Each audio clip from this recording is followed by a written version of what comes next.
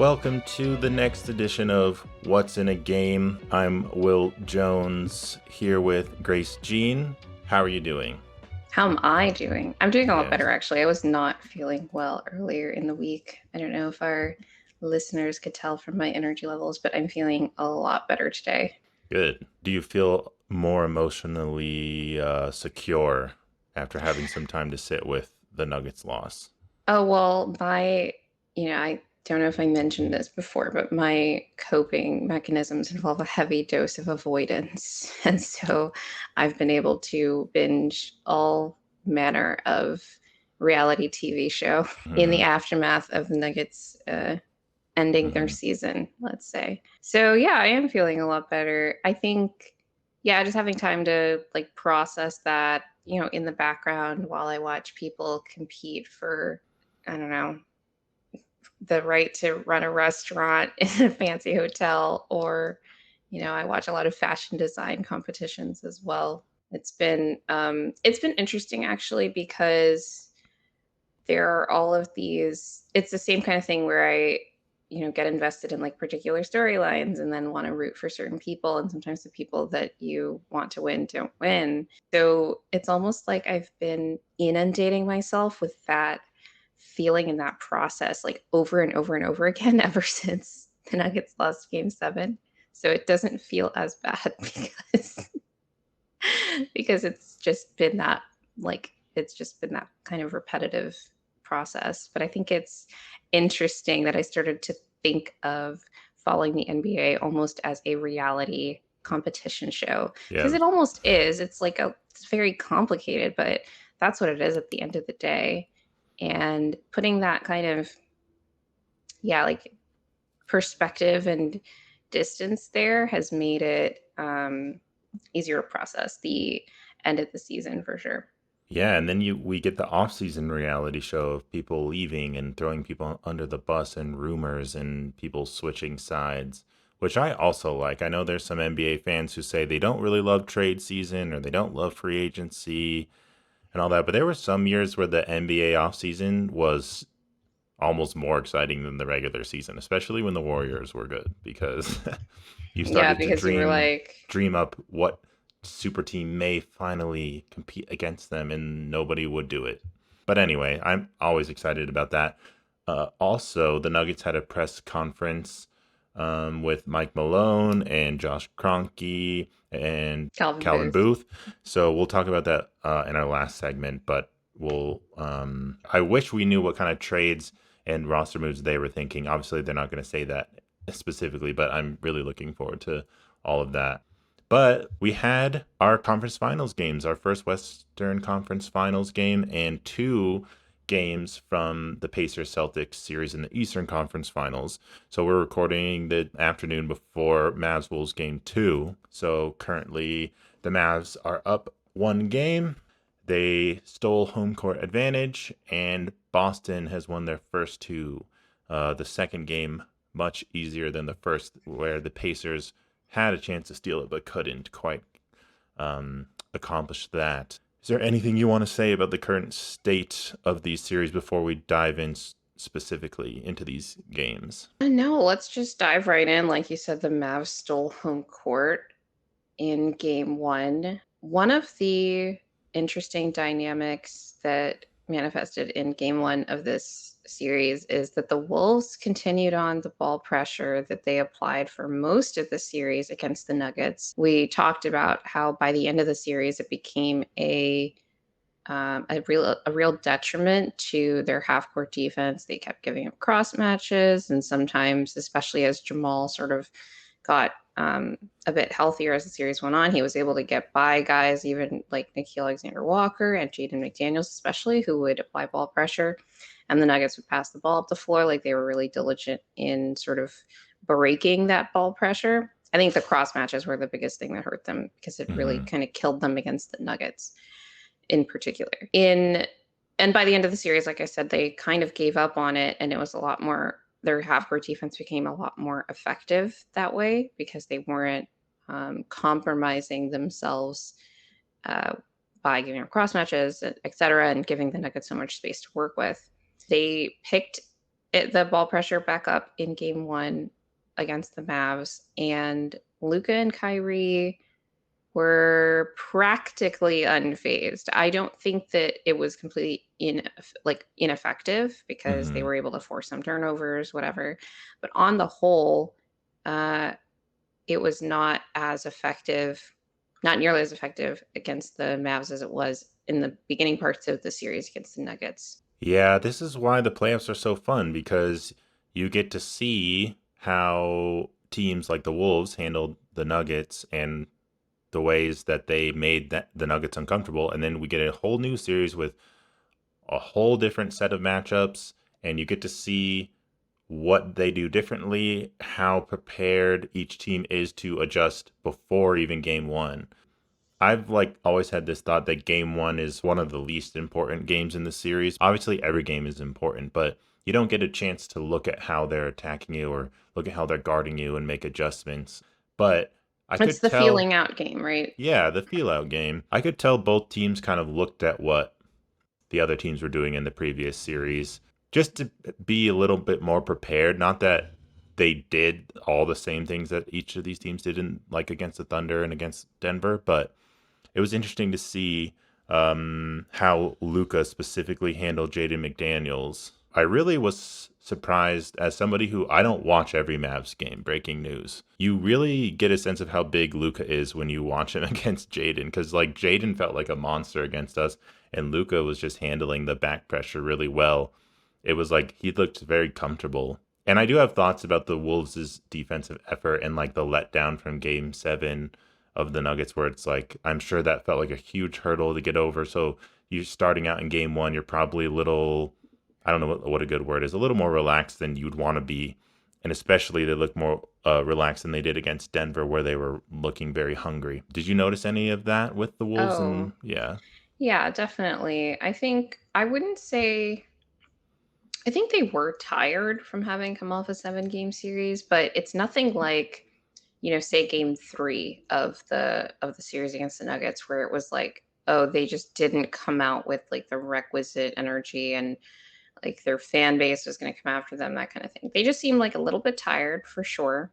And I think that it's not that the Mavs looked like super fresh. I mean, they came off a 6-game series. They only had one Hmm. more day of rest. And I think that that made a difference for Luca's physical state specifically because he had been dealing with, and probably is still dealing with, knee stuff from before the playoffs even started. He was dealing with some knee stuff toward the end of the regular season, and it kind of got exacerbated in the Clippers series. And he was just like kind of awful for, like Yeah. individually for the first 2 rounds. Kind of miracle that the Mavs were able to make it through, considering how poorly he was playing in particular. But he looked like really spry. So maybe that, not just that extra day, but like every single day in between the end of their series against the Thunder and this game one made a difference for him to just like kind of recover a little bit. And it, like, he just looked good. I mean, people talked about how he was struggling in the first half and the Mavs were losing his minutes, but we'll talk about some of the other reasons that could be.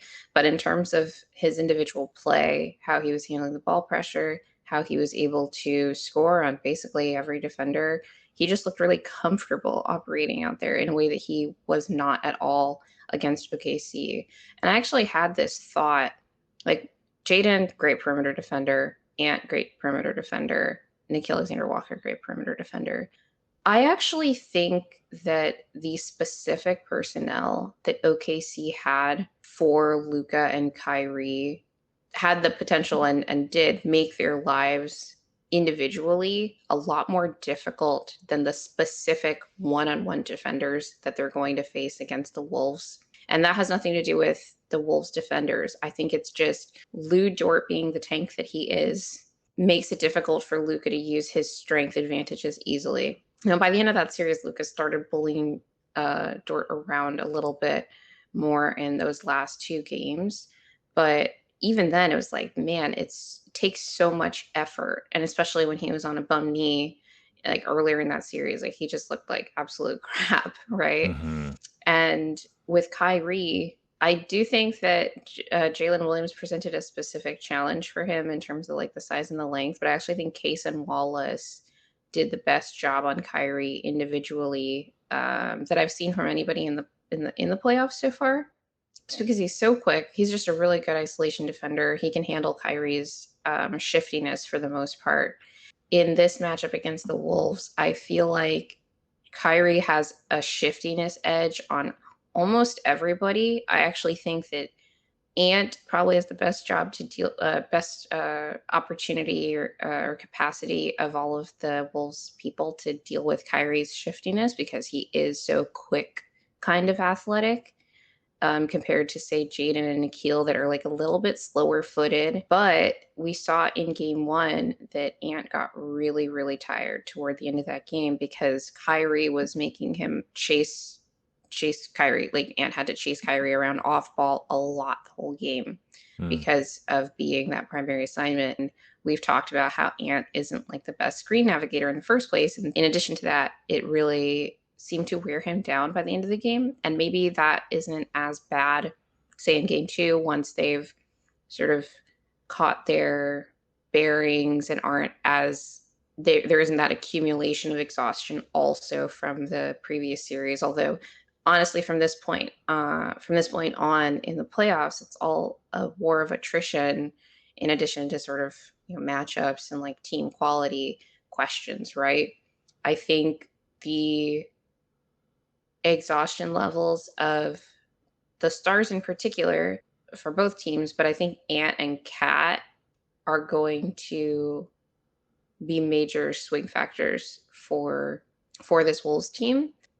They can obviously like still win even with those guys tired. Like we saw how close this game was, right? But especially in terms of creating offense, like you need those guys to start clicking, and then you need Ant to be engaged on defense, especially if Kyrie's going to be really like the best like primary matchup on Ant. Because I think that Jaden and Nikhil can't really handle Kyrie one on one, especially if they're going to continue the ball pressure. We'll see if they do because they did end up making a change finally toward the end of the series against the Nuggets. But if they remain committed to it, and it seems like they are because I find it interesting that they decided like let's go back to doing this thing that we started off doing the Nugget series and then they kind of broke it. And it's like, okay, well, this is a different matchup. We'll see if we can. It's what they like to do. They like to like slow you down and like force you into the half court. But that commitment to all that ball pressure not only tires out those defenders, although Jaden looked super fresh in this game, but it also, yeah, compromises some of the coverages that you'd like to employ in the half court once they get there. So yeah, I think it's a more interesting matchup perhaps than even I thought going into the series. I'm excited for this series. There was like the part of me that thought about how the Mavs outplayed the Wolves in many, many areas throughout the game. Like if you just go and look at the stats and look at what these teams were doing, they were outperforming them, whether it was rebounds. It wasn't like by a huge margin, but there was just very few parts of the game that the Wolves won. And against Denver, the Wolves were winning everything, it felt like. And we were like, and as Nuggets fans, we were thinking and hoping that the Nuggets could win at least something to give them an advantage somewhere. And some games they did it. Obviously, we won 3 games, but other times we weren't, and we were getting killed by them, and we suffered a lot of blowouts. This was a pretty close game all the way through, and there was different kind of runs where the Wolves were up most of the time, and then the Mavs kind of took a lead later in the game, and the Wolves had a little run to come back in it, and it was really close down the stretch in the last 5 minutes. So that was a really fun game to watch. And Luka hit a big three to put some more pressure on the Wolves, and then from there, some interesting things happened and some good defensive plays from Luka, which was crazy. Like he broke up that lob to Rudy Gobert, which was super impressive. And he had that one where he was guarding Mike Conley in space and was like sticking with him, and it eventually led to an offensive rebound, and Ant hit a three. And so I was like, wondering how Luka was going to react because he played some really good defense and ended up giving Ant a really good look. Yeah, I like your points about Luka not being as serviceable or having as much of an advantage versus somebody who has strength like Dort because Luka has a lot of strength. So I think when he's a little bit outmatched, that's going to make him uncomfortable. Whereas Jaden McDaniels, who's not that type of player, Luka's going to handle it better. I was wondering, and I was going to ask you if you thought there was any way Jaden could like take some possessions on Kyrie so that Ant wouldn't have to be running around so much. But So my thing if with he's going to Jaden is struggle with like, that, yeah, I think we talked about this in our series preview for the Nuggets and Wolves. Like, I think Jaden's great one on one. However, if you are a shiftier guard running him off screens, which is like everything Kyrie does, it's what he was doing to Ant and whatever, and Ant can just like try to be better in that department. Like, you can score on him. Like, I think Jamal mm-hmm, can score on him, and thus I think Kyrie can score on him too. I think he's even shiftier, right? Like, he's probably like the second shiftiest guard in the NBA besides Shea. I don't love that matchup. And honestly, I know Luca has the, like I said, we talked about the strength advantage. I do think that Jaden's length still does bother Luca some. And if nothing else, it forces Luca into tougher shots that he can make, but it's going to have to be stuff that the Wolves end up living with, because in this game, something that really stood out to me when it came to how many dunks Luke was able to generate for Lively and Gafford mm-hmm, is how often the bigs, and especially Rudy, because he wasn't doing this against Nuggets, were biting on his floaters and creating mm-hmm, the opportunity for Lively and Gafford to have a window for the lob dunk. And they got a lot of them in this game. I mean, if I'm looking at the field goal percentages here. Lively went 4 of 4 from the field. Gafford went 5 of 9. All those opportunities, are basically right in the restricted area, right? mm-hmm, They're not really mm-hmm. taking shots from other parts of the floor. I think that Rudy is in particular is probably going to stop biting on those as much. And he's going to have to, because you're going to have to live with Luca floatering you to death. I think that there were multiple instances. You and I were looking at this clip. Luca gets blitzed. He, I think, uses some eye manipulation to get the defenders who was supposed to be tagged by either Nas or Mike Conley. They both ran out to the 3-point line instead and gets the dunk. So, like the Wolves, they tried a couple of different defensive coverages on Luka in this game. It'll be interesting to see what those ratios look like. Like, are we going to do more drop or more blitzing or more, Mm-hmm. hedging and whatever as the series goes on. But Luka's constantly trying to create that dunk opportunity. So regardless of the Wolves trying to take away the 3-point line, which they did, I think the Mavs, they only attempted 25 threes in this game. That's very low for them. Mm-hmm. Especially because so many teams try to collapse in on Luka and Kyrie. And it's not like the Wolves didn't do that, but they also collapsed in from so far out that it created open space right in the restricted area for, again, Lively and Gafford to get those dunks. And that's what Luka ideally wants to create almost every possession, right? Like, he'll take the floater, he'll make the floater, he's really good at that shot. He'll take the midi, he'll make the midi. He's really good at that shot when he can create separation from his defender. He'll make the skip pass, but he would prefer to create the dunk because he's a smart player and he knows that is like the best shot that they can get on any given possession. And it seemed like the Wolves were content to, or not content, but maybe just not focused enough on so many possessions in this game that they gave up that exact shot so many times. In addition to that, there were a lot of floaters and a lot of middies that were also made by both Luka and Kyrie. Yeah, Grace and I were messaging each other during the game. I was seeing how the Wolves had made many, many more threes than the Mavs, but the game was very close, and it looked like it was equal on terms of even just field goals made. And I was kind of like, how are they still in this game based on this 3-point disparity? But they were just getting so many looks in the paint and hitting these floaters. And I am not seeing open dunks like that against the Wolves this playoffs, especially against the Maybe in Nuggets like where maybe in like the one blowout game that we had yeah, against them, like game 3, when they were like so maybe. like not focused and that kind of thing. But Yeah, but it's always you're shocking when right. you see that versus the Wolves because interior defense is something that they have in spades. It was just those nice little look offs by Luca and the way that he was manipulating the defense and kind of confusing their reads on defense and confusing who they were going to tag and who they're going to close out to and just getting really nice dump off passes and There were times where even Luca had an open three and he just decided to like dribble right at Gobert and get a little off pass to, I can't remember if that was Lively Right, or it's not Gafford, like but Luke is often not trying to get to that shot for himself. He's trying to get to yeah, the dump off pass. It's like yeah. I don't know if that was an emphasis for as like the Nuggets were kind of settling for threes and then, you miss and the Wolves rebound and boom, that making it easy for them. Whereas if you can attack, get some rim pressure on them, you're going to yeah, have and a in the better games that time. they won, they knew what to do. In the games Yeah, that they lost, they took way too they many didn't know what to threes. do. I mean, so just for context, the Mavs uh they won the paint battle handily. They had 62 points in the paint to the Wolves 38 in this game. I Yeah, mean, when you look quite a at those numbers, contrast. you're like, well, how did the Wolves stay in it? But then you check the overall stats, and the Wolves made 18 threes in this game. Hmm. But they also took 49. And that gets me to, I think, my player of this game, which is Derek Lively.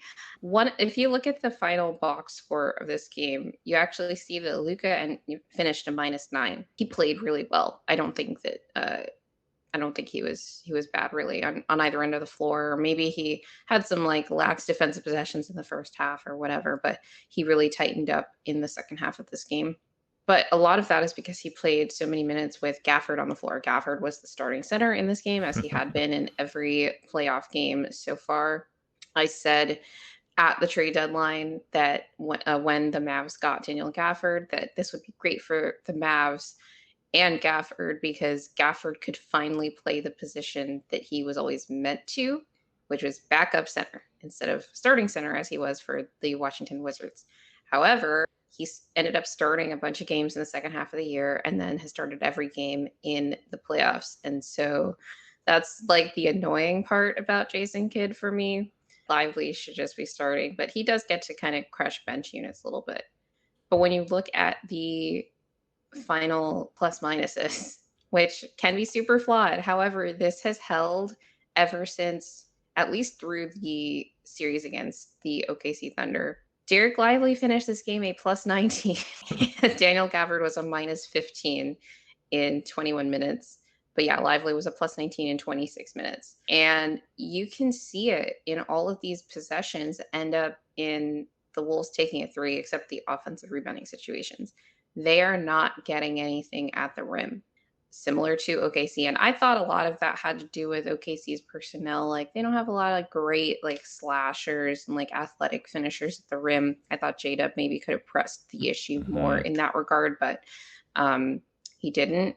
And I thought that the Wolves, with their personnel, would have a lot more success against this Dallas team, as good as their rim defense has been. Like it's a rookie Derek Lively. Like, yeah, he's tall, but he's not like super strong, for example. And the other part of it, it's not just Lively's presence at the rim, but the Mavs make a conscious decision basically to not like abandon the 3-point line in terms of defending it because they still do make their rotations, but they're going to kind of give you that window to make that kick out pass, particularly for above the break threes.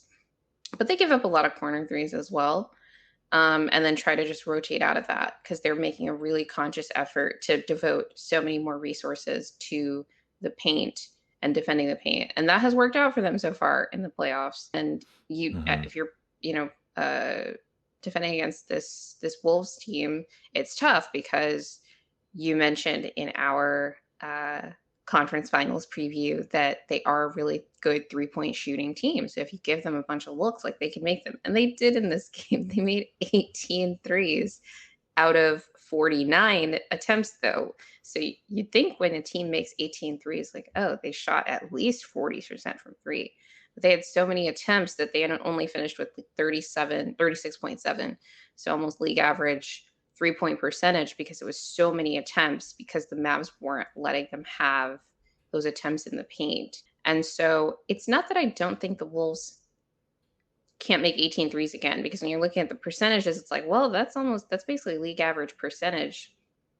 But it's going to be tough to win a game when one team makes 18 threes and the other one and your team makes six, which is what the Mavs did in this game. They shot So weird. 24% from three, fewer attempts, fewer makes. worse percentage, but they won in so many other areas, rebounding, etc. And part of it was because of that commitment to the paint. They always have those bodies there. So even though the Wolves got some offensive rebounds in this game, it was almost even actually. I just felt like for the majority of the game, Dallas was doing a really good job, especially with Lively on the floor. Because I don't think that Gafford is really as good of a defensive rebounder. I think he tries to like leak out for like cherry picks way too often, and it leaves the Mavs in compromising positions when it comes to defensive rebounding. But when Lively's on the floor, like he is grabbing boards. I mean, he had 11 rebounds in 26 minutes. Mm. 7 of them were defensive rebounds. And in their closeout game against OKC, I think he had something like 15 rebounds in like he only played like 30 minutes in that game. Like it's crazy. He's a rookie. Yeah. He's a rookie. Um and so I just think that in addition to Luca and Kyrie, being great, with the offensive players as they are, the Mavs needed to have a really sharp defensive game plan to have a chance in these games, and they did. At least in game one, and they were able to execute it in particular with Derek Lively on the floor in a way that gave them a chance to win this game, and then they were able to take it home. Your boy Derek Lively came I through. know. I didn't know how much I'd like this kid, but he's just really impressed me all year, but especially in the playoffs. Like Hmm. he's just like Yeah, constant. he's quite a story.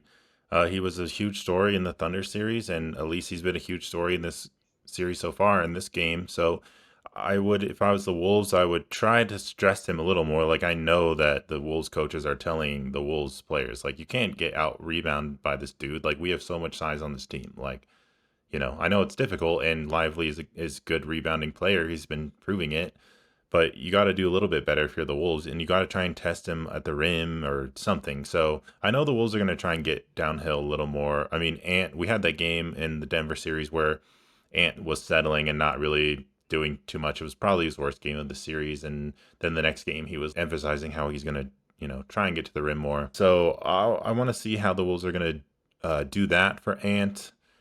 He was kind of flat all game, especially defensively, not being ready for Kyrie's drives, like not being ready just in terms of his To get footwork run and off his screens and yeah, yeah. and losing people off ball and just like quitting after the initial action and not like sticking with Kyrie, all that kind of stuff that you were talking about tiring him out. The Wolves didn't play bad, but they had some things that they could have done better, and they still almost won. It kind of reminds me of the Pacers Celtics game one, where it was like the Pacers had a chance to steal the game and they let it go, which was kind of backbreaking since the Celtics didn't play that well. Here we have the situation where the Wolves, they're playing okay, but not as locked down and in sync as we've seen them before. So the fact that the Mavs actually pulled that off was huge for them. It's interesting too that we're talking about, and I think other people are going to talk about what the Wolves have to do on offense, well, and defense, but because we'll get to the defensive stuff. But even them just talking about like, man, what are we going to do on offense? Because it would seem almost counterintuitive for a team that's good at 3-point shooting. We know they can shoot threes to kind of be given that in some senses. Not that they were wide open. I mean, Jaden McDaniels hit a ton of threes, so if he didn't hit those, it could have been much worse score wise for them. But why do you Yeah. think the Mavs came into this game emphasizing protecting the paint and just Over the like letting them 3-point shoot line against threes? this good 3-point shooting team. Yeah. Yeah. I find it interesting because one of the things we talked about way back when we talked about adjustments and the philosophy of the playoffs and all of that is that you have to be versatile as a team and be able to execute different defensive schemes against different teams that have different offensive strengths. And we don't know that it's going to work out long term in this series for the Mavs, but so far through 2 series, they have largely stuck to the same scheme and um, defensive philosophy through 2 series and a game against the Wolves, which is just we are protecting the rim, we are protecting the paint, if you're going to beat us from the 3-point line, you're going to beat us from the 3-point line. And there are certain games, particularly against the Clippers. Remember, so they lost 2 games in that series. One of them, I think, was more about actually both of them were about like the Mavs coming out with horrible energy to start those games. But the Clippers also lit them on fire from three in both the one that was the blowout loss and the one that ended up being the close loss after it started off as a blowout. If you'll recall, I believe it was game five. I think it was in Dallas. So it wouldn't have been, it was like game four, maybe. Um, that started off and the Mavs were down like 34 in the first quarter. It was like ridiculous. Or it was like they were down like 20 in the first quarter and like down like 34 at some point in the second half. They actually came back to take the lead at some point in the second half. But in that whole first half, especially, it was like the Clippers just lit them on fire from three. And that's just what that looked like. And that can happen. Like I said, the Wolves made 18 threes. They could have made more. A lot of the ones that they took were wide open enough. I will say I don't think that the Mavs are giving up too many super wide open Hmm. threes to anybody Yeah. except Jaden. I think Jaden's threes were all wide open, with Right. the exception of maybe like one that Ant took that was off an offensive rebounding situation. But in the half court, I think they're doing a good job of scrambling and recovering. And at least they're at least semi-contested, but makeable, right? So you could have a game where the Wolves make like 25 threes. One of the things that stood out to me in this game is that Cat, his three-point shooting rhythm seems off. And I think that the Denver series took a lot out of him, Hmm. energy wise. So let me look He at had to Cat. do Cat like went two so of nine much. from three in this game. And we saw in that game seven, he was kind of killing us on the inside. But whenever he took a three, it was like, well, a lot of them missed. That I think is going to be, that's why I said that his energy level, like his and Ants, would end up being a swing factor for, I don't even want to say for the Wolves, because I think that the Wolves can actually win the series even with those guys playing subpar. Like we saw how close this game was, even though they Yeah. were like really bad, because they got so many contributions from Jaden and Slow Mo even. And Mike Conley can definitely play better as well. But it's almost a swing factor for the Mavs, because if it's bad enough that it ends up playing into their scheme where it's like, well, they're taking a bunch of threes, but they can't make them because they're like gassed or whatever, taking a bunch of these jump shots, then it gives Dallas a chance in this series. I still wouldn't take them even after they won game one, because I just think that there are things that the Wolves can do to play tighter defensively, such that they don't have to subject themselves to so much of shot variance on their part offensively in order to win these games. But yeah, I think it's an interesting series. The Wolves had some good success with Cat and Rudy rolling, whether that was like out of they did it out of different sets, but it was kind of like Rudy setting some kind of screen and then rolling, and Cat can lob it to him, which we saw in the Denver series too. That Yep. happened a couple times against the Mavs, so I'm interested if the Mavs are how they adjust to that and are able to stop it, and how much the Wolves are going to continue to run it. But I'm still been waiting for the Wolves' offense to kind of struggle in some sense. At one point they were the top rated offense in the playoffs. I don't know where they are now, but I wouldn't be surprised if they're still rated number one. It's probably the Celtics, because Yeah. Oh, because they're playing such easier competition. No, and the no, Celtics it's are a fine. better offense than the Wolves. I think what it was that they were playing the Phoenix Suns, who had absolutely no answers for anything that the Wolves had Yeah, right. had That's going, whether it was Ant, Conley, Cat especially. They had nothing for him. The fact of having a rim protector like Lively just there makes a lot of the easy stuff that the Wolves want to do a lot harder. And that automatically sort of raises your defensive hmm. floor against this Yeah. Wolves team, to the point where they had to make 18 threes just to score 105 points, because you have that presence there. The Nuggets didn't have that. And also, I think that we tried maybe too much until like the latter half of the series to protect the 3-point line. Maybe like it would have just made more sense to have more emphasis on the paint, Hmm. and because we were getting killed in the paint really in every Hmm. game. Wolves Yeah. were really like having their way in there. And so maybe it was just about like packing the paint more and not overreacting to the 3-point shooting. Like Dallas clearly didn't. They were like, Yeah. they watched the Wolves drain 18 threes in their eyes and said, nope, we're still going to, give up those shots to you. Hmm. And we'll see if it works long term. Like it worked for a game, right? But are the Wolves going to have, multiple games in this series where they shoot, you know, 24 Hmm. threes? Or even they only needed 19, which is still a lot. Yeah. That's a lot of threes even for the Celtics in a game. That's a Hmm. lot of attempts even for the Celtics in a game. Taking 49 threes is like hella settling. And Hmm. I don't think that that was all because of Lively, because like we talked about the energy levels thing and all of that. Because the difference again between like the Nuggets and the Mavs defensively is both of them don't have like a good one-on-one option for Ant, but you have that like back line of defense. Whereas like the Nuggets needed to have a good perimeter defender in order to slow that stuff down. I actually thought AG started to get a lot better on Ant as that series went on in a way that Hmm. surprised me because I think he was like a little bit slower footed and like Ant kind of got him with some of his like shiftier moves at the beginning of that series whenever he got like switched on to him or whatever. But as it went on, I think you learn their tendencies, whatever, and then he got better at it.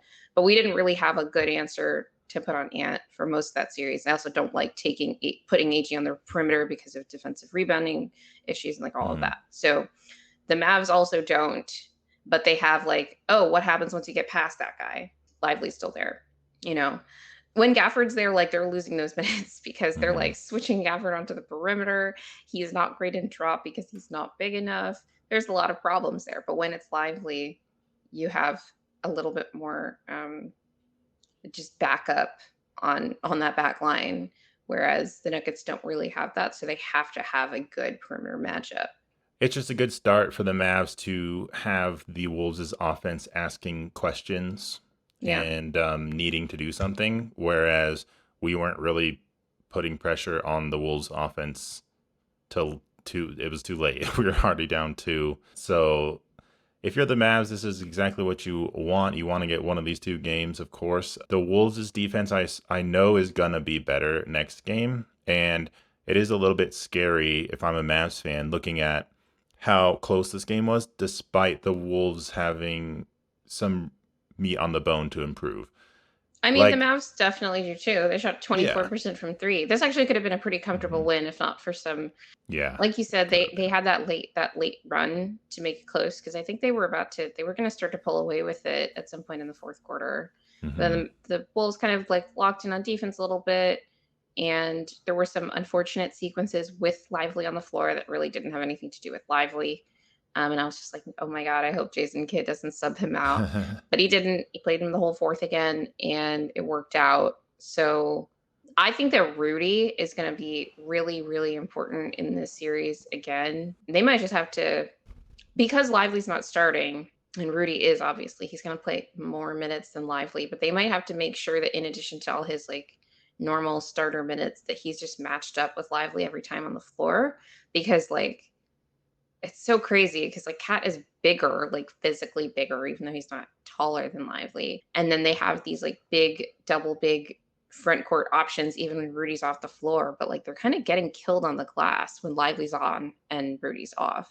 We saw in the Nugget series that eventually the Wolves went to a rotation that meant that Rudy was almost always on the floor when AG was on the floor, which really helped them to solve the bench minutes. It wasn't just like rebounding stuff. It was like AG was kind of easily getting to the rim and like all of this stuff. Even in the games that the Nuggets lost, like they were winning those bench minutes. And part of it was like the 3-point shooting as well. But things just were coming a lot easier because AG had more favorable matchups than like when Rudy was on the floor. Wolves ended up changing that toward the latter half of that series, and I think it really stifled them. So I wonder if that is something that Minnesota starts to go to as the series progresses as well. And maybe Jason Kidd counters by being like, hey, what if we just start our better center? Yeah, Whatever, and exactly. just try to Right. like go ham in those minutes and try to win those things and figure that Hmm. out. But it's going to be an interesting series, and I didn't think that the reason it would be interesting is because of rookie Derek Lively, but here we are. Yeah, there was a reason why they needed to get a player like that in there for lob threats and rim protection and all that, and it's paying off. The Mavs are really good on defense, even just like positionally knowing who they can leave alone. Even like Kyrie, who's leaving some players he knew like he didn't have to worry about, and being ready and being in position was great from him. And Luca was trying, like everyone was doing their part. And Ant is still young, where it's like he might make some weird turnovers on skip passes, which we saw. You'll have games where he'll be on fire and he'll hit every pull up shot It's not going to be every game. Maybe he'll get to that point in his career where it will be every game and you'll be completely helpless. But at this I mean, point, Ant went 5 of 12 from 3. That's kinda crazy he took mhm, 12 threes out of his 16 shots. I had the feeling that it's like he could hit some more threes, of course, because he's good at shooting But it. he could also take shots closer to the basket. And I think that's going to be an emphasis for him for sure. Cat's three, you have an interesting point about his rhythm being off. He had like an insane, really deep three that he kind of like.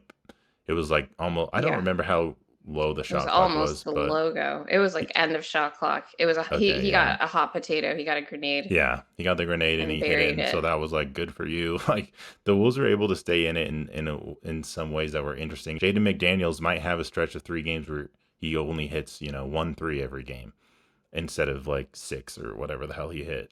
So He's been really good for them, actually. I think he's had, like I read somewhere he's had over 20 points for their last 3 games. Sure felt like it. Like, he was really killing us mhm, toward the end of that series. I was like, "Eh."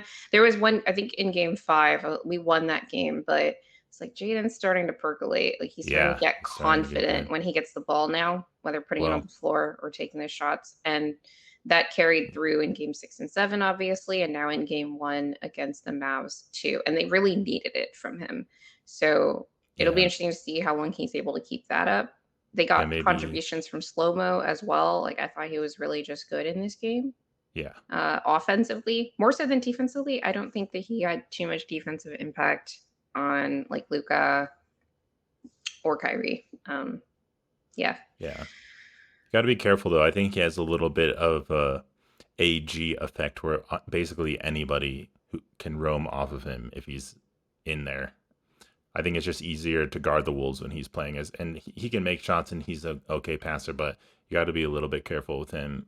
Yeah, McDaniel's might just be in a flow right now, and good for them. Let's see how he passed up a corner three that he should have took, and then he threw it to Mike Conley, who had to then drive, and then that's what led to that Gobert lob that Luca disrupted. I actually thought that Conley also I remember the play you're talking about. I thought Conley should have taken the floater Yeah, he also, he, he could because have just I taken the was like floater. I Yeah, was surprised when Luca broke it up, but I was like, I don't think Rudy's gonna get this because Luca and I think 1 or 2 other Mavs were also, like, right in the paint, so this is not gonna be, like, a clean catch, but Conley had space to go for the floater, and he didn't. On yeah, slow-mo, I do think that in this game in particular, he was a lot more aggressive. Like, he knew that they were playing him for the pass, so he was like, "I'm just open." If the Mavs contest him even slightly, like, he's gonna give up the ball. But whenever they weren't, or he knew that they were just gonna kinda stunt and whatever, like, he went straight to the basket one time, and so he's good at those short push shots, right? He definitely missed a couple of, like, I don't know, 8 footers or something, but anything like less than that he could make, and he was willing to take those shots. And there was one sequence I recall where he actually makes an aggressive move to the basket and forces Kyrie to actually like sink in from the corner, and then Slow-Mo is able to get the wide open three for Cat. That's what Slow-Mo needs to be doing. Like, you have to actually leverage the defense in order to create both the passing angle and also the openness of your teammate that you're passing to. So it'll be interesting yeah. to see if he's able to keep that up, right? Because this was really the first game that I've seen him like that all playoffs. I have my serious doubts that he'll keep up anything, but we'll see. I did like we hadn't talked much about Derek Jones Jr. and or just this whole thing with the drop coverage that everyone's criticizing. I mean, Luka's a smart player, and basically any time that Gobert stunted, he saw it and didn't overreact to it. And he when he was going back to his man, Luka was like, "Oh, now the shot's open," and he would just take it and would make it. So I'm not sure how they're going to change up their coverage, whether they're at the level or more. I don't know what they're going to do, whether they're going to blitz more, trap more. Obviously, if you can get Luca passed out of some traps, which led to Gafford's short rolls, who turned it over, but other times it was more of a success. And then there were times where Luca would tell his teammate not to come screen just so they couldn't trap. Because Luca obviously is more Yeah. dangerous with the He balls. basically hit the dagger over Jaden in isolation because Yeah, I forget which teammate he was like, no, like stay over there so they can't blitz me. and then he just took Jaden one on one. I thought that was tough. Like he had to take the step back. Jaden's got the length to be able to contest him there, Yeah, he did make him but make he some tough drained shots, and it. he made him. That's like the beautiful thing, I guess, if you're a Mavs fan, where Luca, he doesn't need screens just to get shots Yeah. against this team. Whereas like Denver, it was like we needed a screen every time. It seemed like, but yeah, Yeah, that's because we're not a heavy isolation team. Like we're yeah, not a good isolation team. Like we don't have a lot of good one-on-one scorers.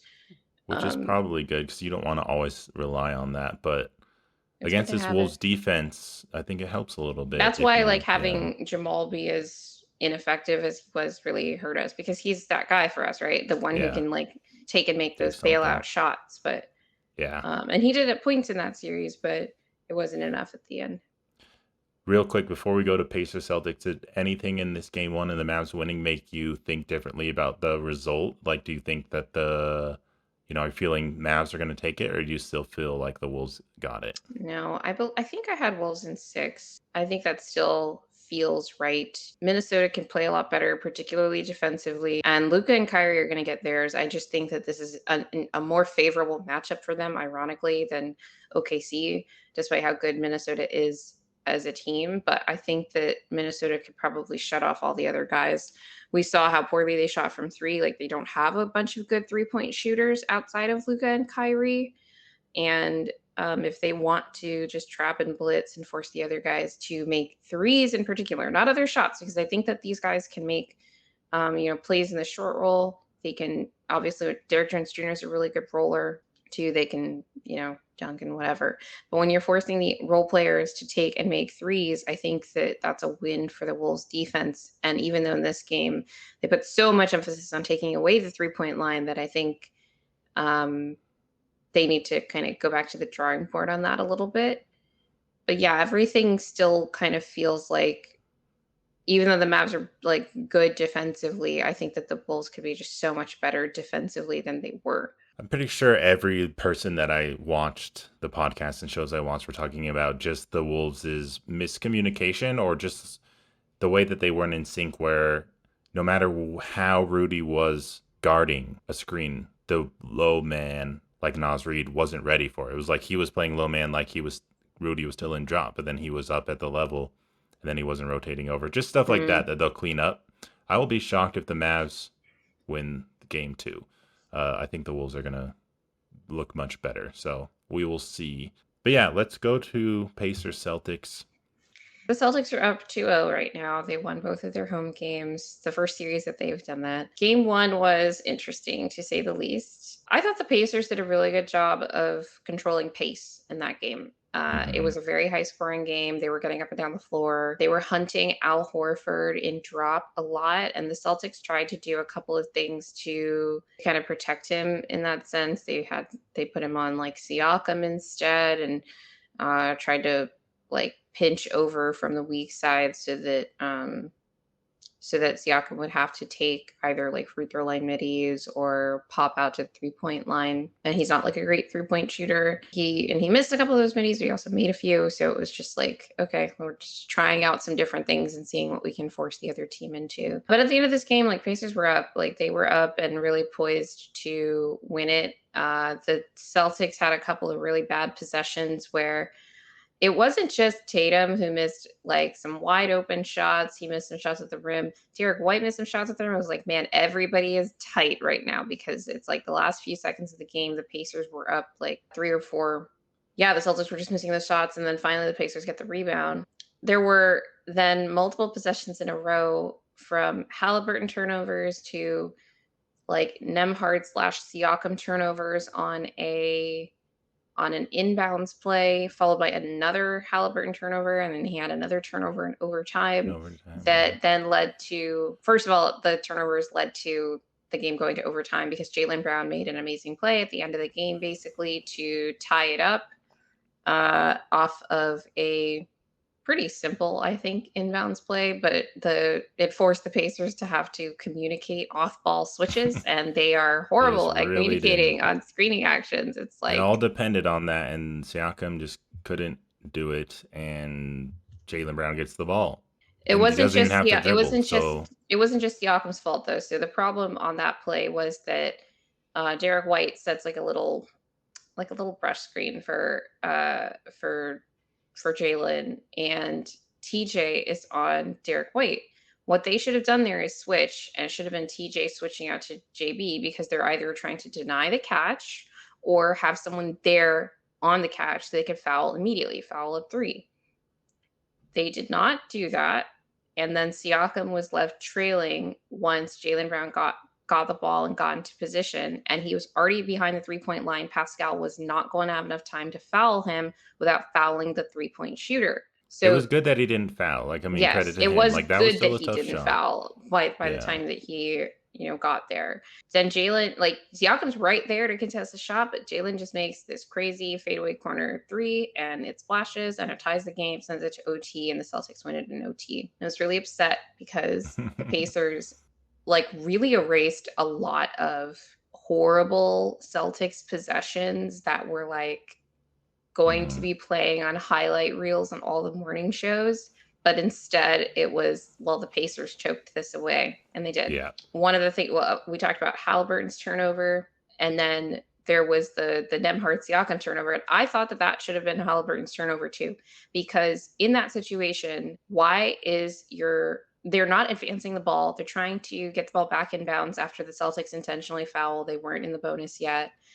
And why is your best passer not inbounding the ball in that tight situation? I don't know. And that's either on him or it's on Carlisle or it's both Because all they have because to do is get the ball in. It's not like they they need to just get had the to get ball the to ball in Halliburton. and then whoever got it was going to have to make a free throw. That's Yeah, it. Like there bad. was no time left basically at that point. But they end up turning the ball over, and it gave the Celtics their opportunity to draw up that last inbounds play that led to JB hitting that corner three, or Jalen hitting that corner three. So that was that with game one. Game two was quite a bit different. I thought the Celtics did a lot better job controlling the pace in that game, forcing the Pacers to play more in the half court. Also, they did a couple of things in terms of the matchups to just skew what the Pacers were doing offensively. I noticed in game two there was a lot of Cornet in the bench minutes on TJ. And I was like, oh, TJ's going to cook. But TJ couldn't get to his midi. And when he could get to his midi, like as effective as the Cornet contest can be on a 3-point shot, imagine it from the mid range when you have to get less vertical to contest in that situation.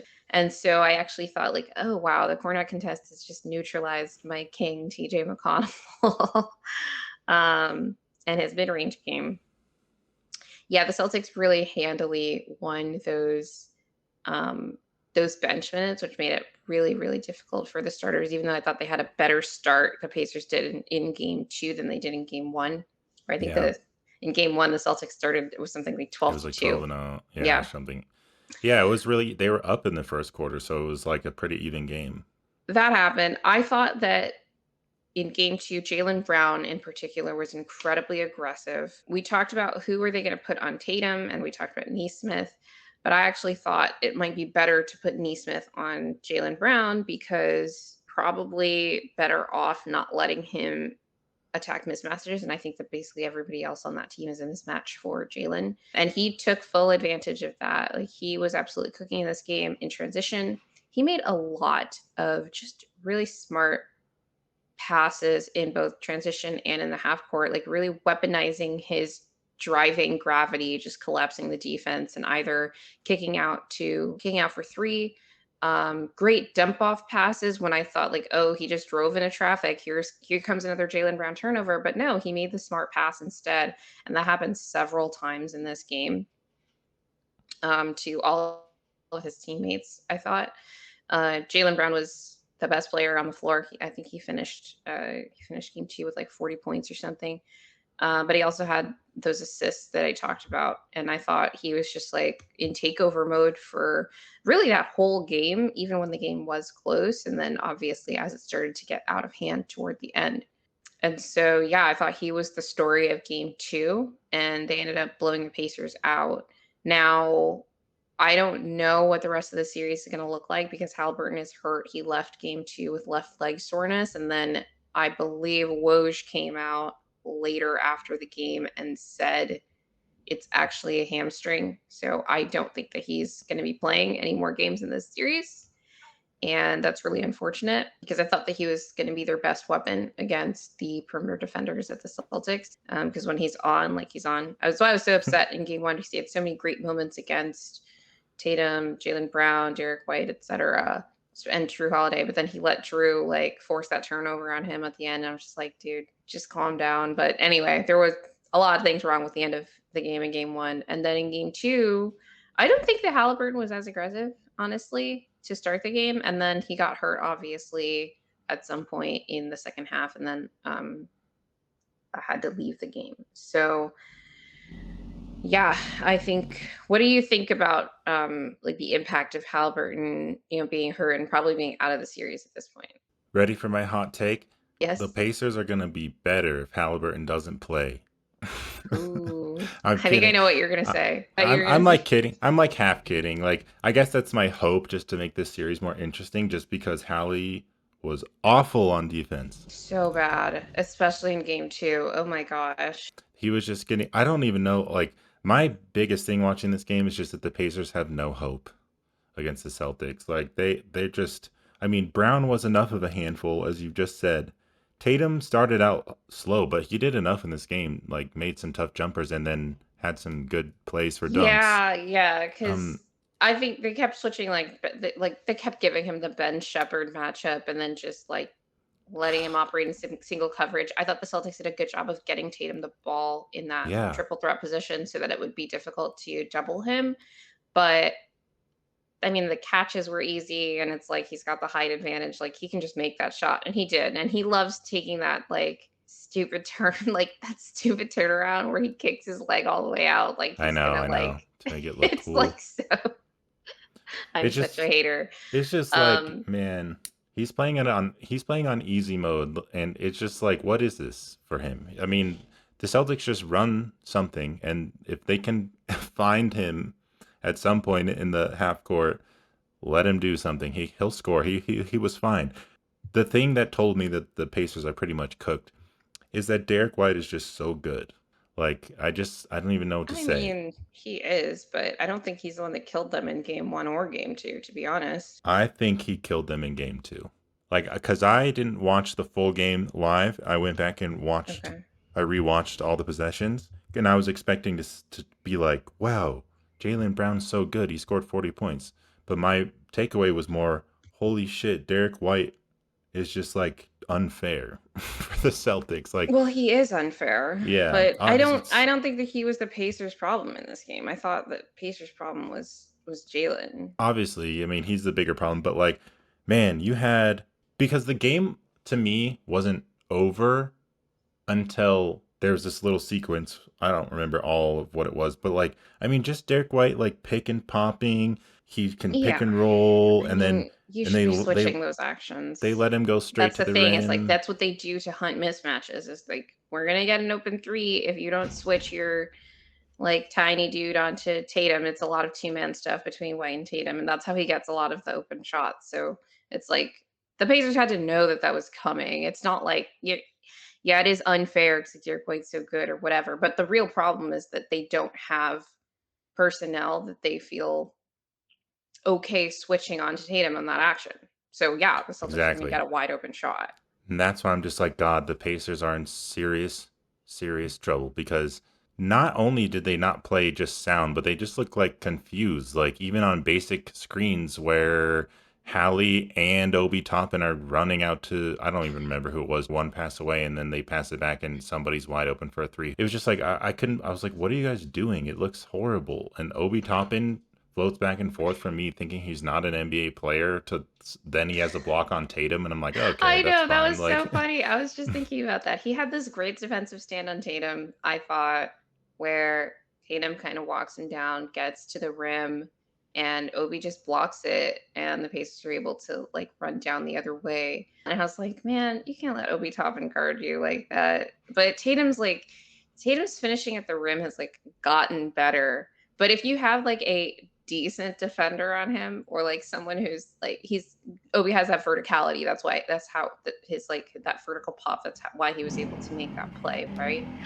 Um, then like Tatum's gonna struggle, and he hasn't had to face that like at all this entire playoffs. Really, they've gotten to just like easy mismatch hunt because teams are just giving them these switches easily, and I'm just like, why are you guys just like no one's fighting through anything? It's just I thought at least that the Cavs would be like, let's be like a decent defensive team or whatever against the Celtics.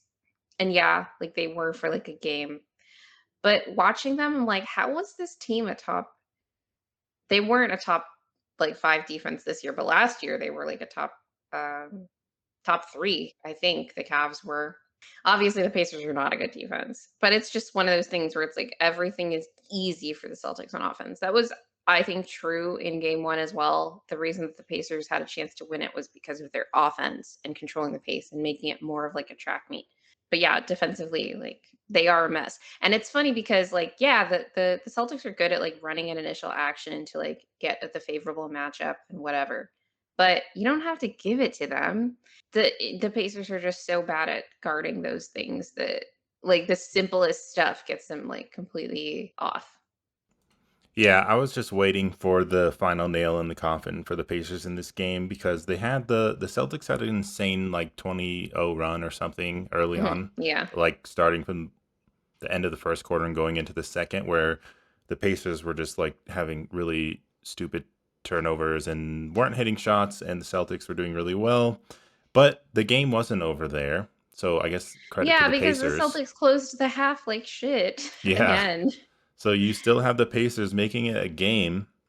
And, the role players on the Pacers, I mean, Siakam was really good in this game. Obviously, he was Yeah. shooting really He's been well. And cooking, as we predicted, because I don't think that they have anyone good for him either. yeah, But and it that's the seems thing with like, the Celtics is, like, they're not letting any of their guys go on Siakam, like, one-on-one. Like, they're sometimes trying to get the ball out of his hands, at least, like, kind of show him a crowd. The mhm. Pacers aren't doing any of that. The Celtics, I think, yeah, it's kind of schematic where Siakam's going to get those shots, and he was making them, and it got him back into the game. I don't know if that was in the third quarter or whatever, but it was kind of close. But then you Yeah. just have the other Pacers where it's like Nemhard does okay in some spots, and then he's like horrible. And I don't know what kind of weird help he's doing where he's like running down from one pass away all the way deep into the paint, and then Derek White's open for three. There was He's a lot just of open helping from the threes. nail. But that's the thing with the Celtics, right? Like, that's what they do to you with the way that they play with their 5 out, right? Hmm. They create a shit ton of space for their drivers and for post ups, etc., because everyone around them can shoot threes. And that just makes Yeah, their job easier on offense. And then the fact that they're playing the Pacers makes it even easier on offense because the Pacers are just giving them the favorable matchups and not communicating on defense. yeah, And just making so, just really bad mistakes, or like yeah, not even guarding Peyton Pritchard in transition. They forgot that he was on the Celtics, and he got a corner three. And then the fourth quarter, Drew and White both got open threes, and then they were up yeah. by like 17 or 19 or something by that point. So then it was over. But yeah, Halliburton was just being put in a lot of actions, and he was terrible at They were it. And relentless in hunting that, yep. just putting him in action, whether it was about, like, getting him onto Tatum or Drew. Like, I thought early on in this game, it was a lot of, Drew going at him either in transition or attacking him by going after offensive rebounds, posting him up. There was a lot like, the Celtics have been relentless in attacking that matchup. So, actually, I do think it's possible that the Pacers just play better defensively when the Celtics have to hunt something else defensively Yeah, because that's kind of where I was Halliburton going. being on the floor just made their Yeah. job so much easier, made their decisions Yeah, they easier because they try. knew exactly what they wanted to attack every time down. So it Yeah. was unfortunate game for Hallie, including him aggravating his hamstring or whatever happened. I will say he did play for a couple minutes after the play where he supposedly like Yeah, but re-injured then he it. went out again. Yeah, and then he went out and then he didn't return. I don't know if he'll play again or not, but I wouldn't be surprised if he did. I mean, it's possible. I think what the initial reports, because I think he went like the play happened in the first half, actually. I think I said it happened in the second half, but it happened in the first half. And then at halftime, he went in for some imaging, if I recall correctly. And then he did play some, obviously, into the second half. But then maybe like the imaging results came back and they were like, oh, it's a hamstring strain. Let's get him off the floor. That's how I imagine it went. So maybe he does play, but he's not going to play well on either end of the Yeah, it's just floor if like, he's because not what are you gonna do? right. He doesn't have the if they're gonna attack him and his hamstrings limited. I actually saw early, like in the first quarter, and I was wondering if this was going to be like a pattern for the Celtics defense, and it wasn't. But like Halliburton was driving on a pick and roll. It was the Celtics were aggressively helping on nail help, even from a pass away. Yep. And there was like one image where five Celtics were in the paint when Yep. Halliburton had the ball, and it Because led he to a had been turnover. cooking because he had been cooking Yeah, them. And it's like Halliburton is usually really good at making decisions with his passing, but he's starting to experience that dilemma of being or that conflict of being aggressive as a scorer while making like the right passing reads, etc. And yeah. I think a lot of the time he's so passive that when he's trying to be aggressive, like he's like got it in his mind that he's like, I have to be aggressive here. And it leads to the exact kind of turnovers that you're talking about. Yeah, so they just weren't able to punish that, and I was like, I wonder if I'm going to see more of this. But it was only on two possessions, and then the rest of the game, it was basically just Siakam getting shots, and the rest of the Pacers, like Miles Turner, just missing everything. Rough game for them. I think this might, I think it's going to be a sweep, but They'll probably get a game. I think the Celtics will probably drop one, and the Pacers play with more energy at home, so the hmm, Celtics might have a game where they're just like, ah, we don't want any of this, that's but true. they'll probably get a game at home, especially like game three. They're going to come out with a lot of energy, whatever. It's going to be tough without Halliburton for sure. Yeah, So if it's going he's to be not more playing, dictated by changes the it. Celtics' energy than anything, I think. Yeah, Um, yeah. If the but Celtics they're just melt capable. down and the Pacers are getting the pace back up, like in game one and not like in game two, then that is how they want to play. Then maybe they'll steal a game with the Celtics. They dropped games in both their series so far, so it could happen. But I'm just like, dang, they look just so outmatched right now. It's pretty crazy. So, I think that this series is about as interesting as I thought it was going to be so far. mhm. So yeah, the Celtics fans hate it when anybody says it, but they've got a cakewalk to the finals and they've done what they needed to do given said cakewalk and taken care of business for the most part, 1-5 in both rounds one and two. And I think that whoever they face in the finals, it's going to be a lot more difficult. I think the Wolves are significantly bigger challenge for them than the Mavericks because again, like just offensively, because thus far the Celtics have been able to just match up hunt and do whatever they want on offense. And then offensively, like they're gonna be facing much tougher personnel on whether it's the Mavs or the Wolves with Ant and Cat and then Luca and Kyrie than they have faced in the Eastern Conference. So I just think it's going to be like a little bit of shock. And I'm also a Celtics hater, so I hope it's a little bit of shock. And that whoever comes out of the West will beat them. I think that the Wolves have a better chance at that. Speaking of that, let's move to the Nuggets press conference because the Nuggets Wait, what's talked the about relationship between those two things? the relationship is that the Nuggets were getting beat up at the end of the season, and Malone even talked about possibly overplaying them. And we were already gassed in round two, and the Celtics have not been gassed out by anybody in the East because it's so easy. Yeah, so let's talk about that. Are there any opening thoughts or interesting storylines from that you wanted to start with? Yes, absolutely. So, yeah, like you said, the Nuggets did their sort of exit interviews with the front office guys and Josh and Calvin, and also with Michael Malone, Coach Michael Malone. And I thought that someone over at DNVR pointed out the fact that they did this with the three of them together was a choice in itself. Because I know a lot of other teams where they have the exit interview and it's just the coach or it's just the GM, and they do those press conferences separately.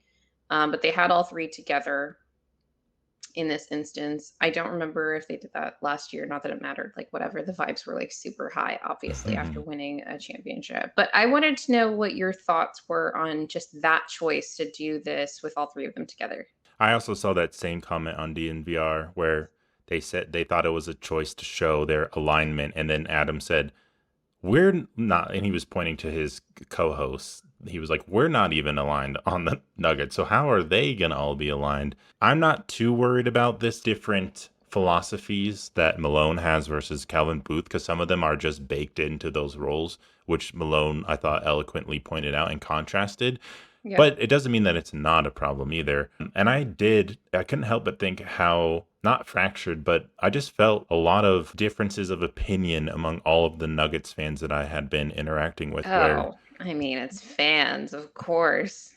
yeah, but it's just, it's kind of interesting the perception of the Nuggets where before we lost, obviously, I think every fan had their own worries for this team. It wasn't like everyone was feeling super confident, but as soon as we lost, you get a lot of different opinions about what should be done, whether it's trading MPJ or whatever, even trading Jamal, the Trade less, Jokic, you trade know, everyone, there can be extreme reactions. And fire everyone. I just thought it was interesting the perception of this press conference Hmm. where on the one hand, you're saying maybe we should have played the younger guys more so that the starters weren't so burnt out. How some people think that that might conflict with the philosophy of maximizing this championship team. Because it's like if you're trying to maximize the championship team, why would you emphasize playing any young players? But it's like this is the strategy that Calvin Booth picked, which is to have a very expensive starting five and then get the bench as rookie contract contributors. And we haven't seen this work out for many title teams yet, but this is almost required because we have very limited options in how we can fill out the bench. So I get that one, the bench players need more reps to be good to contribute so that the starters can rest and not lose as many games. But I think what Malone may have learned is we might have to lose more games in the regular season to develop them more and rest the starters so that they're ready for the playoffs. You know, it's hard to fully express all your thoughts in a tweet, but I just thought 240 characters. yes, I just thought the Nuggets knew more of what it was going to take, and they've never done a back-to-back run. Yeah. You know, they've gone to the Western Conference Finals before, and now they've gone to the finals. I mean, they So did that in such a weird year, though. And we that's saw what true. happened with them the year after. Like, Hmm. Jamal didn't exactly come back into the regular season in shape. And obviously, that season ended pretty Poorly. tragically for him. Not that it was necessarily related, but he did get Yeah. injured at the end of that season. So it's definitely not the same. So I think I was thinking more of like the Nuggets are going to be capable of knowing their limits and then smartly making decisions around that. And it seems like pretty much everybody almost questioned what they could have done differently. But that's okay. I mean, we haven't had a title defense before, so I'm kind of understanding of it. And then just to wrap this all up, because I'm kind of rambling, is I just think it all comes down to what, like Calvin Booth said, where he's like, we may not win this year because we're going to be playing these young guys, but I fully expect to win next year. And I know it's really hard to be patient and to be, obviously no one's happy losing this year, but I'm more comfortable after like digesting this season and this loss, Mm. still sticking to this plan. If we lose next season and like the starters are playing like shit in the playoffs again, then I'll be like, maybe something needs to change. But I'm all for playing the young dudes, getting a backup center on the bench, keeping the starting five. That's what I'd advocate for. Oh, wow. Okay. Well, I had a lot of takeaways, but I wanted to just piggyback off of the last thing you said with respect to the players and the coaching staff kind of all knowing like the limits and like making smart decisions based off of that. I do not trust athletes to Yeah. so it's like on one hand like you have to trust athletes to know their bodies, but I'm like these are also the most competitive people in the whole world. One, I don't trust Jamal for like on either end, like because I think that he sometimes pushes himself beyond where he should, and Hmm. also because he wants to play. Like we know he did that back to back between Utah and Game 80 against the Wolves for like no reason when he had just come back from like missing 2 weeks for his I forget if it was the ankle or the shin splints or which thing it was that time.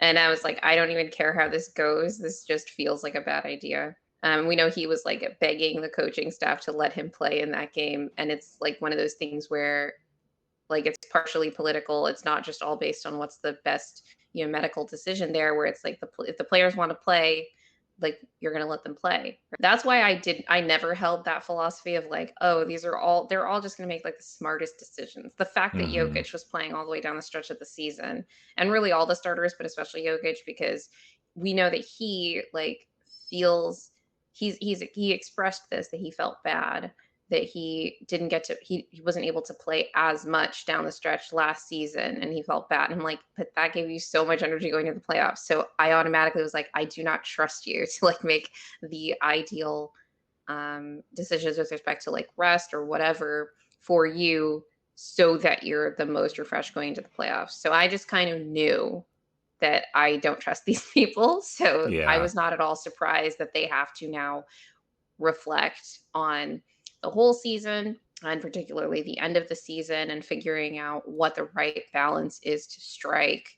And it's not just about, Malone like overplaying the starters, whatever, because like I said, a lot of it comes down to the players and what they want to do. And I think that they were like trying to push for the one seed. Didn't get that, obviously. Yeah, I there were points down the end of the season where I felt like, man, every game that the Thunder or the Wolves drop is just like another like act of sabotage on us, because Hmm. it kept like keeping us close for that one seed race when Hmm. we were kind of more dropped back in that third position. Then obviously the Wolves had like a slight slide, and then they ended up in third and whatever. But yeah, every time that they lost, it was like, I wish you guys would just like win the rest of your games and like solidify your place, so the Nuggets could be comfortable and okay with third and rest our guys down the stretch and whatever. That might end up be what wins the Wolves the title, is the fact that they lost some random games in April and late March. I know. Actually. So Right. that's my thoughts on that. And I just don't fully blame like Malone for having those slightly different priorities. I think the problem is we need a backup center. Like that's just like, as much as we need more ball handling, like regular season, we need a backup center so that Jokic doesn't have to play 38, 39, 40 minutes in any March games. Like there's just no reason for it. And the fact that we couldn't spell him without potentially like putting AG in as backup five in the regular season is a problem, which is why, I hope Calvin has some very specific plans for Zeke Naji. And he made some comments during this presser about how he thinks that Zeke is going to have a good NBA career or whatever. And I'm like, it better be somewhere else. Yeah, it was a good um, quote. but on the rest of the presser, there were I'm not I wasn't sure if you wanted to touch on some of the other like specific things that they talked about. They were definitely asked about KCP's extension. A lot of people talked about it as like, oh, they haven't closed the door on extending KCP. I'm like, that's like the default move. That's how I've been looking at it going into this offseason, regardless of anything that happened in the playoffs. And I don't care if we lost in round two. I don't care if KCP is not a good matchup for Ant. KCP has been, in my mind, even though he didn't get it, he's been all defense level guard defender this season. We need to extend him. He's so important for what the Nuggets like to do with their pick and roll coverages, etc. And Yeah. you have to be able to guard that in the modern NBA. And so that's like a default. I think losing KCP would be really, really bad and be a significant downgrade on both ends of the floor, even if, as sort of not suggested, because I think people might be freaking out a little bit by the comments about like, oh, Christian Brown might be ready to be a starter soon. Comments. I think that was more like medium term projection Hmm. from Calvin um, and Malone. Even Malone acknowledged like he's got to get better on offense. And I don't think Calvin was saying that he was ready to be a starter right now on this team. I think he was saying that like he's going to be he's demonstrated that he's going to be a starting caliber NBA player. And I think that's right. Like I think we've seen enough to think that eventually Christian Brown is going to be a starting caliber NBA player, whether it's on this team or whatever in the future. But I don't think that they're planning on, at least ideally, starting him because they don't want to re-sign KCP. I think they want to, and I think they should, and hopefully they do. Yes. I think they were just giving Christian Brown credit Yeah. for what he did, He and was great. I don't He take it was as a great. sign of that they're not going to sign KCP. But so much of these little press conferences with GMs and owners and presidents and coaches, it's a lot of reading of the tea leaves because they're not going to come out and say Yeah. like Zeke Najee's bad and we got to drop him or whatever. Like they're not going to be so blunt. So a lot of it was vague, but some interesting takeaways that you can read into their comments. But I agree, we definitely need to keep KCP. Think we definitely need to keep MPJ. Don't overreact to this series because MPJ had really good moments this season, one of his best seasons because he played so much. And KCP was also very, very good this season. So, and I've seen that story before where a championship team doesn't retain KCP and then they've come to regret it many Yeah. a time. Yeah, so, shout out to Rob Pelinka for giving up KCP, but let's not make the same mistake. yeah, don't let KCP go to a team that could beat Keep you 11 championship times in a row. players. We got to keep KCP. I don't know if that means we're going to be in the second apron and all that. Not if we keep Whatever, Zeke. but we just got to keep him and keep the starting five. So I think that was the most promising thing I heard from them in the press conference was that they feel it still puts us close to a championship. Like you got to be stubborn with keeping these the core that got you the championship, I think, and Yeah. not try and shuffle it around because the minute you start trying to shuffle it around, we've seen it with other teams. It doesn't go so well. It's hard to have turnover and keep repeating championships in dynasties. So obviously, we're gonna have to replace some pieces down the road. But for right now, just try and get some better backups. Try to manage your rotations better next season. So I was encouraged by the press conference. I thought they had answers and vision that I would want them to have.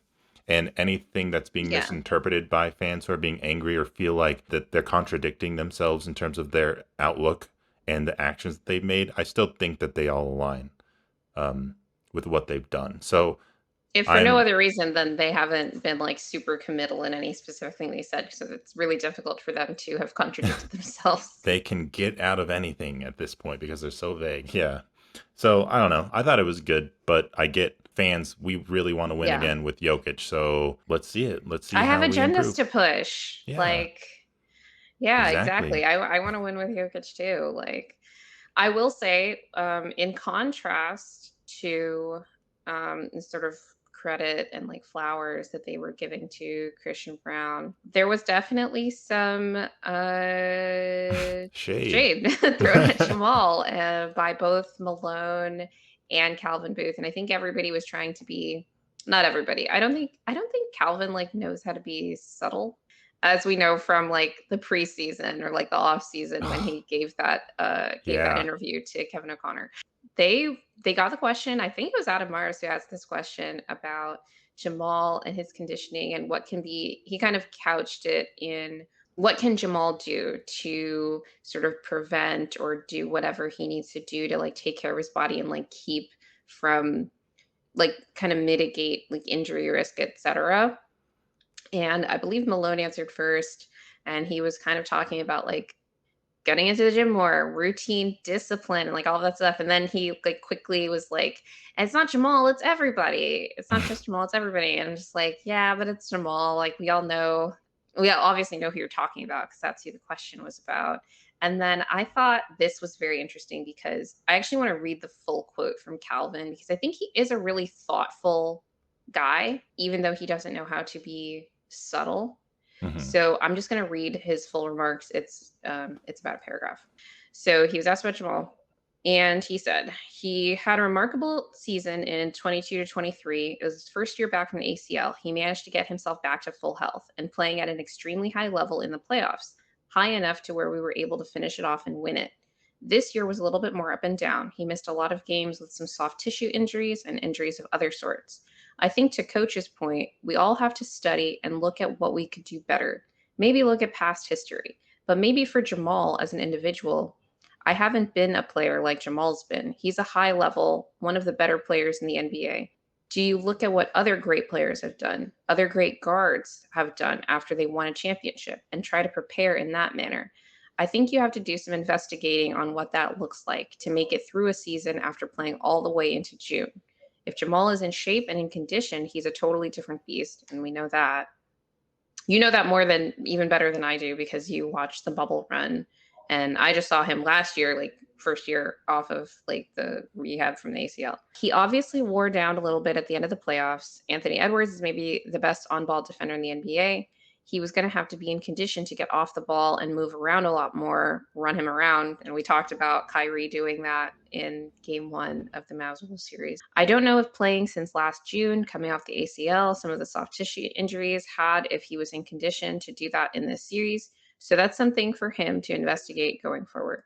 And I thought that that was a very thoughtful answer, but it's very clear. It's like, hey, Jamal, we're showing you this challenge. And I believe on DNVR, they also pointed out something very interesting, which is that Jamal's up for a contract extension this summer because he didn't sign an extension last summer.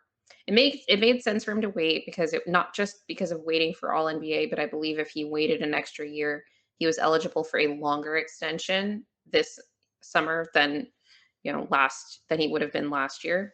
But I think it's going to be interesting because he's probably going to be playing for Team Canada in the Olympics, and he's going to have an opportunity to let Jordy Fernandez whip him into shape before he goes into the regular season. Yeah, he's up for a contract extension and all of that stuff. So I'm looking forward to monitoring Jamal's offseason with the Olympics. I'm looking forward to watching a lot of players play in the Olympics, but obviously ours more than others. Yeah, and then Adam Mara has pointed out too that Malone said something like, "Yeah, I know Jamal's going to have a bounce back here." So he was Mm, like, "If he has to yeah, bounce back, then clearly you have yeah, a certain idea about his season." It's not that big of a deal to say like Jamal didn't play to the standards that yeah, even yeah, definitely. I Jamal mean, wants like to he play. had like historically bad efficiency in the playoffs this year. I don't know how So Jamal sees his I'm performance and sure he knows he because played like not to where he yeah, wants to. but in terms of like he knows how much he was in pain out there. Did he feel super limited from his injuries? He knows what's up. So I'm confident that he's going to come back better next season. But it is these comments are I interesting mean, the bar because is so low now. This is like the worst I've ever seen him play. I don't know yeah, if this is the worst that you guys have ever seen him play in the yeah, playoffs in particular. The thing is, I thought he was having a pretty good regular season when he was available. The problem was the unavailability. Like, he had some off games, but for the most part, he was pretty steady in terms of his efficiency. Like he was having like a record year or a career year in terms of his 3-point shooting, his pull up 3-point shooting. We shared all these stats about his turnaround fadeaway was like he was like hitting like 64% on turnaround fadeaways this season. It was crazy. So he wasn't like scoring in high volume in the regular season. He just doesn't. He doesn't play as many minutes. It's not how the offense works in the regular season, etc. for this team. But he was also like playmaking a lot better. And a lot of that just never translated to the playoffs. And a large part of it was because he had like that big interruption at the end of the season, never really found his rhythm. And then he got injured again with the calf strain um, in round one. And so I almost wonder, like, man, are we going to just see like a massive leap from him, possibly, if he's just able to like get fully healthy and like get in full, like fully conditioned Jamal going into a regular season? Like, what does that actually look like? I'm actually excited for it now.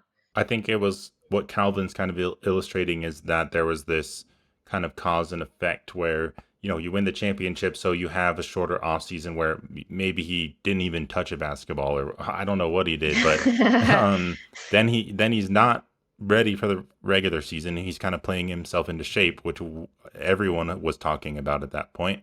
I have no doubt because Jamal's like tough and he comes from a very tough background, especially with the training he did with his dad, that I bet you he's going to be working really hard this offseason and working out and being in the shape. And if he's playing with Canada, that's much better than doing nothing, which seems like what Calvin's suggesting that he did. Because he's like, maybe you should I look at what mean, other point guards were doing instead of, sitting on the couch like what you did all off season. It's like, I don't know. But I don't know if uh, anybody knows this, but Jamal got engaged at some point in the last year and a half.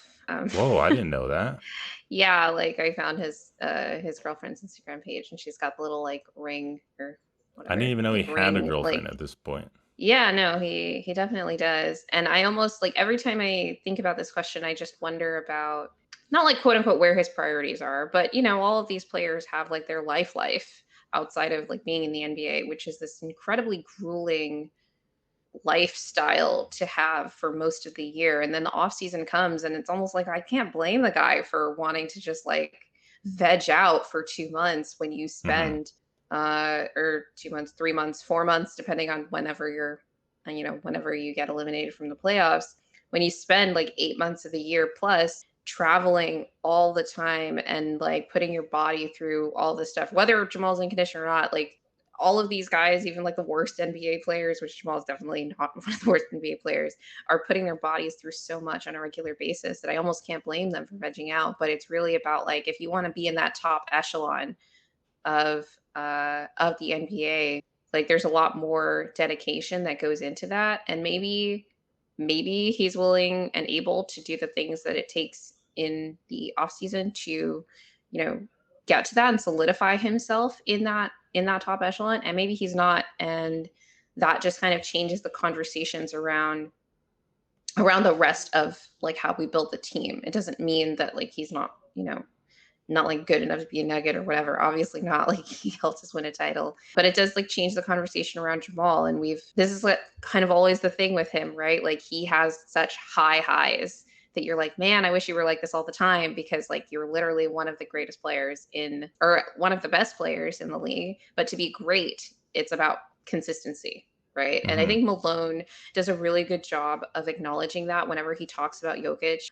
He is so quick to whenever he talks about him in these pressers that he's just like, you guys don't understand like the greatness about him is his consistency, right? And I think that's the step that Jamal has yet to take. It's like it's not Hmm. about just your highs. It's not even about your floor. It's just like where are you in terms of like what I can rely on getting from you on a night in, night out basis. And the last I'll say on this is thinking of Calvin's comments about looking at other championship guards and what they've done in the offseason to like continue that success. I mean, the last elite guard to win a championship at all recently outside of Jamal is Steph. Steph is a Um, conditioning freak. yes. Did Calvin have Steph in mind like when he was talking about Maybe. this? Because Because and he's then talking I about, like, getting off the ball and, like, moving around and, like, all of that stuff too, so, I mean, it wouldn't surprise me if that's who he was thinking of because that's Mhm. like, Steph is the prototype. What is the perfect form? Plato's, like, perfect form of that, like, off-ball guard that is, like, ridiculously conditioned and, like, Yeah. runs you around for whatever, and Jamal did a lot of that in the playoffs last year in Mhm. like every series, like going through the film to make my matchup notes about all the potential Nuggets matchups for Jamal. That's something that really stood out about the playoffs last year when I was looking at the Wolves series, the Sun series. Not as much against the Heat because he was on ball a lot more in that series, just as a result of what the Heat were doing. Lakers, too, like it was just a lot of, he wasn't Steph, right? The Nuggets play a lot slower, like whatever, but he was still running around a lot per Mhm. game, setting screens, getting himself open, getting others open. And we just didn't see that a lot in the playoffs this year. And it was really something that I was sort of counting on as part of his arsenal to attack certain matchups and make other players work too. I mean, there is the style of play, and obviously, I'm not saying Jamal's gonna be a Steph Curry in the league, but he can be. Jamal's gonna be Jamal, which is great. But I think of it in terms of like career trajectory too, where Steph had a bunch of ankle issues that he was struggling through, and it was It's just also like, part of man, the reason that they were able to get Kevin Durant because like Steph, yeah, because of that contract. yeah. So I wonder if this is going to be a similar narrative where Jamal's having these injuries where he's missed multiple postseasons and then kind of had this bad postseason because of this calf injury. And then I don't know what Steph does to stay healthy, but he hasn't really missed a ton of postseasons. He's been pretty healthy for most of the Warriors dynasty. So, and hopefully we can say like Jamal had these early injuries, but then he really worked hard and was able to be healthy and be available. And then the Nuggets had a great dynasty. Like we can only hope. So, and I have every confidence that he can do that. And I'd be surprised if he didn't. So, It's all about we're going through the stages of grief and we've kind of come to like the acceptance stage. Now we're trying to sort of move mhm. forward. Yeah, the last note on the Steph stuff is just like Steph is a crazy conditioning monster. Like, we give LeBron all of these props for being able to do what he does at 39 years old, almost 40. And Steph is 36, and you just don't see guards that good at 36 in NBA history. He definitely had like a rough like end of his season toward the end, but like you see what he had to do to carry this team. Like, he was playing at a legitimately MVP level to start the season at 35 years old, which is insane. Okay. Yeah. For really like the first like third of the season is the level that Steph was playing at. Now, if Jamal could like play like as well as we think he can at his prime, or maybe 80-90% of that into age 36, like who knows what the window for this team could be, regardless of how the team around the Nuggets changes over, over the next however many years.